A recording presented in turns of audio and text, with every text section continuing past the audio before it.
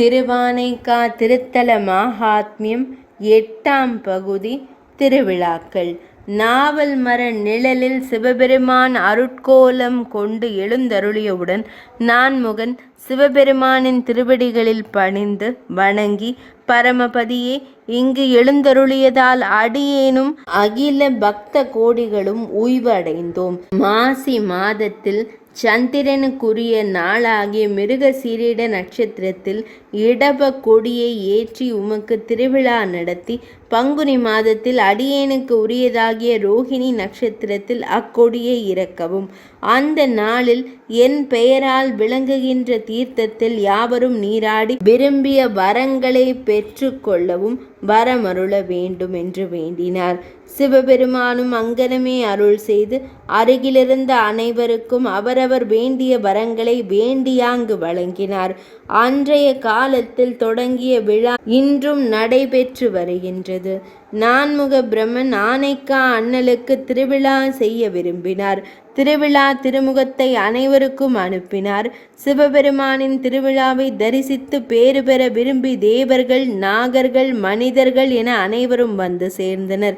பிரம்மதேவன் மாசி மாதத்து கார்த்திகை நாளில் சிவாகம விதிப்படி மிருச்சங்கர கணமும் அங்குரார்ப்பணமும் செய்து அடுத்த நாளாகிய ரோகிணியில் இடபத்தை மடத்தில் எழுதி பூசித்து திருகோபுர கொடிக்கம்பத்தில் ஏற்றினான்.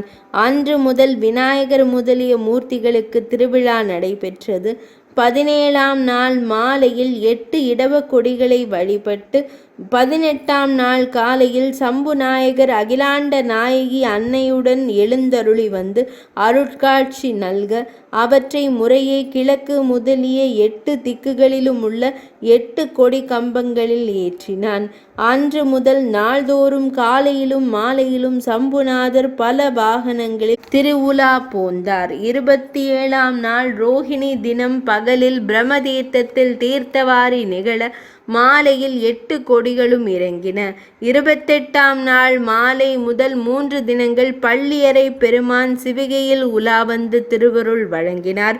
31ஆம் நாள் முதல் 3 தினங்கள் மௌன உற்சவமும் பின்னும் 3 தினங்கள் சண்டேசர் திருவிழாவும் நிகழ்ந்தது. அன்று இரவு திருக்கோயில் கொடிக்கம்பத்தில் ஏற்றப்பெற்றிருந்த கொடி இறக்கப்பட்டது. 37ஆம் நாளில் சம்புநாதர் முதற் திருச்சுற்று முதல் 5 திருச்சுற்றுகளிலும் திருவுலா போந்தார். 38ஆம் நாளில் விடையாற்றி உற்சவம் நிகழ்ந்தது. அன்று மாலையில் முத்துப்பந்தர் நிழலில் அடியவர் போற்றி திருவுலா கண்டருளிய சம்புநாதர் அகிலாண்ட நாயகி அன்னையுடன் திருக்கோயிலுக்கு எழுந்தருளினார். இவ்வாறு பிரம்மதேவர் சம்புநாயகருக்கு பெரும் சிறப்புடன் செய்த திருவிழாவை தேடி வரும் மனிதரும் தரிசித்து மகிழ்ந்து ஆண்டுதோறும் கொண்டாடத் தொடங்கினர்.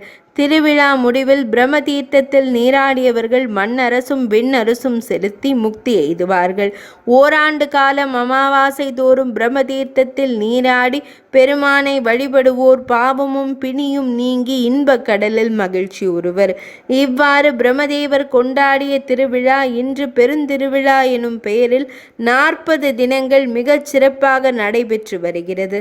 இதில் பிள்ளையார், முருகன் இவர்களுக்கு 5 தினங்களும், நால்வராகிய சமயாச்சாரியார்களுக்கு 3 தினங்களும், கல்யாண சுந்தரமூர்த்திக்கு 3 தினங்களும், சந்திரசேகர பெருமானுக்கு 6 தினங்களும், சோமாஸ்கந்தருக்கு 10 தினங்களும், சொக்கேசருக்கு 3 தினங்களும், மௌன திருவிழா 3 தினங்களும், சண்டேசருக்கு 3 தினங்களும், 5 திருச்சுற்றென்னும் பஞ்ச பிராகாரம் பிரம்மதேவருக்கு அருள் செய்த பெருந்திருவிழா ஒரு நாளும், விடையாற்றியும் மண்டலாபிஷேகமும் முறையே ஒவ்வொரு நாளுமாக 40 தினங்கள் திருவிழா நடைபெறுகிறது. மாசி மிருகசீரிடத்தில் கொடியேற்றமும், பங்குனி ரேவதியில் தேரோட்டமும், பங்குனி சித்திரையில் 5 திருச்சுற்று பெருவிழாவும் நடைபெறுகிறது. இப்பெருவிழாவில் எம்பெருமான் அம்பிகையாகவும், அம்பிகை ஆண்டவனாக ஆண் கோலம் கொண்டும், திருவானைக்கா திருத்தலத்தை சுற்றி வந்து 5 திருச்சுற்றுகளிலும் பவனி வருவது வழக்கமாக இருக்கிறது. சிவபெருமானுக்கு வைகாசியில் வசந்த பெருவிழா 10 தினங்களும் தைப்பூச திருவிழா 10 தினங்களும் நடைபெறுகின்றன. அகிலாண்ட நாயகி அன்னைக்கு தனியே ஆடிப்பூர திருவிழா 10 தினங்களும் நவராத்திரி விழா 10 தினங்களும் எடுத்து சிறப்பு செய்யப்படுகிறது. ராம தீர்த்தத்தில் தை திங்களில் புனர்பூச நட்சத்திரத்தில் சிவபெருமான் தெப்பத் திருவிழா கண்டருள்கிறார். மாசி சதயத்தில் இத்தல வரலாற்றோடு சம்பந்தப்பட்ட கோச்செங்கட்சோழ நாயனாரின் சதய விழா சிறப்பாக கொண்டாடப்படுகிறது. மார்கழி திருவாதிரையில் நடராஜமூர்த்தி 63 புறப்படும் உலா நிகழ்ச்சி நடைபெறுகிறது. பிற ஆலயங்களில் நிகழும் திருக்கல்யாண விழா இங்கு நடைபெறுவதில்லை. மாசி மாதம் பிடாரியார் ராணியம்மன் திருவிழா 7 தினங்கள் சிறப்பாக நடைபெறும். ஆடி மாதம் ஆடி வெள்ளிக்கிழமைகளில் அம்மனுக்கு விழா எடுக்கப்படும். சிவன் எனும் நாமம் தனக்கே உடைய அச்செம்மேனி எம்மானை சிந்திக்கவும் வந்திக்கவும் பெரிய நன்னாள் சிவராத்திரியாகும். அனைத்து உயிர்களும் 5 பூதங்களும் செயலற்று மாயையில் ஒடுங்கி இருக்கும் அவ்வேளையில் சிவபெருமான் ஒருவரே செயலாற்றுவார். அவரை அடுத்த அம்பிகை அவருக்கு வழிபாடு செய்வாள். அந்த அண்டாகாரமாகிய இரவே சிவராத்திரி எனப்படும். சிவராத்திரி அன்று பெரிய விழா நடைபெறுகின்றது. மாசி மாதம் தேய்பிறை 14ஆம் நாள் இரவு 12 மணியிலிருந்து 1:30 மணி வரை சிவராத்திரியின் நேரமாக கணக்கிடப்படுகிறது. சிவராத்திரி நேரத்திற்கு லிங்கோத்பவ மூர்த்தி காலம் என்றும் பெயரிட்டு அழைக்கிறார்கள். சிவராத்திரி நாளில் 4 கால நிலைகளில் பெருமானை வழிபடுகிறார்கள். சிவராத்திரி அன்று சிவாலயங்களில் வழிபாடு செய்வது சிறப்புடையதாகும். சித்திரை விஷு புண்ணிய கால தினத்தன்று இரவில் காளை வாகனம் புறப்பாடு. இரவில் புது பஞ்சாங்கம் வாசிக்கப்படுகிறது. முழு நிலவு அன்று மறுகொழுந்து வழிபாடு செய்யப்படுகிறது. வைகாசி முழு நிலவு நாளன்று ஏக வசந்தம். இதற்கு முன் 10 நாள் வசந்தோற்சவம் ஆரம்பம். முழு நிலவு நாளன்று அன்னாபிஷேகம். வைகாசி விசாக நட்சத்திரத்தில் பால் மாங்காய் வழிபாடு செய்யப்படுகின்றன. ஆனி உத்திர நட்சத்திரத்தில் ஆனி திருமஞ்சனம்.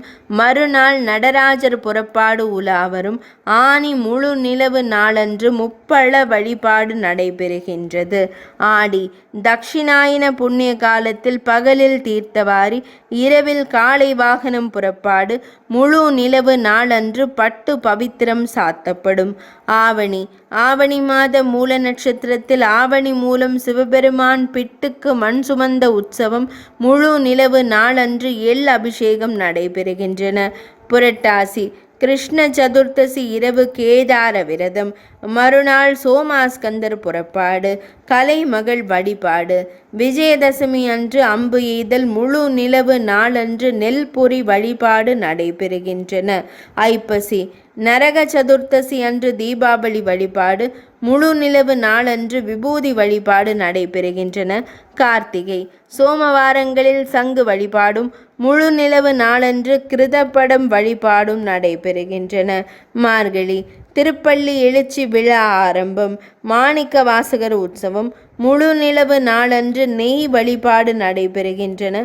தை ராமதீர்த்த தெப்ப குளத்தில் தை தெப்ப திருவிழாவும் கடைசி செவ்வாய்க்கிழமை பிடாரியார் பெருவிழா முதல் காப்பும் முழு நிலவு நாளன்று தேன் வழிபாடும் நடைபெறுகின்றன.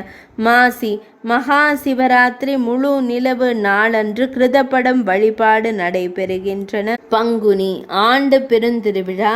இந்த விழாவில் தெருவடைச்சான் காளை வாகனம் 5 திருச்சுற்று உலா விழா சிறப்பாக நடைபெறுகின்றன. முழு நிலவு நாளன்று சந்தனம் வழிபாடு நடைபெறுகின்றது. 8ஆம் பகுதி இனிதே நிறைவடைந்தது.